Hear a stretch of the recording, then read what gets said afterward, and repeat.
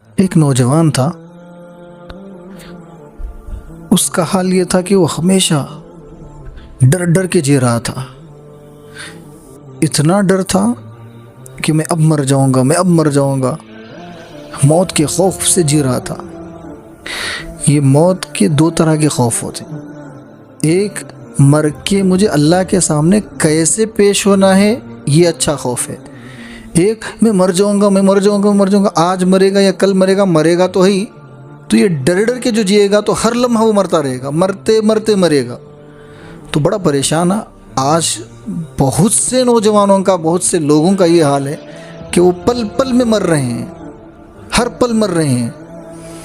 تو پریشان ہو کر ایک اللہ والے کے پاس پہنچے، جہاں پوری دنیا سے حل نہیں ملتے، وہ حل اللہ والوں کے چوکھٹ میں مل جاتے ہیں۔ تو ان سے جا کر کہنے لگے کہ میرا حال ایسا ہے کہ موت کا ایسا خوف طاری ہے اور ایسا ڈر ہو رہا ہے مجھے کہ مجھے موت آ جائے گی، موت آ جائے گی، میں پریشان ہوں۔ تو انہوں نے غور کیا، انہوں نے کہا کہ تمہارے پاس کچھ مال ہے؟ انہوں نے کہا کہ ہاں جی میرے پاس مال ہے۔ انہوں نے کہا کہ آج سے کام کیجئے، زیادہ سے زیادہ صدقہ خیرات کیجئے، پریشان حال لوگوں تک پہنچائیے ان کے ضرورت کی چیزیں، اور خوب اللہ کو یاد کیجئے اور نیک اعمال کیجئے، اور یہ کر کے چند دن کے بعد آ کے مجھ سے ملاقات کرنا۔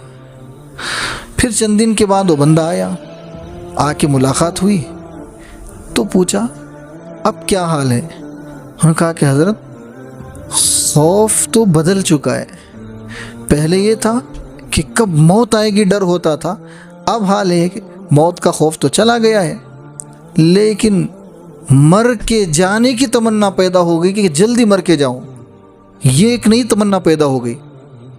تو پھر انہوں نے کہا کہ الحمدللہ، یہ اس لیے ہوئی ہے کہ انسان کی ایک فطرت ہے،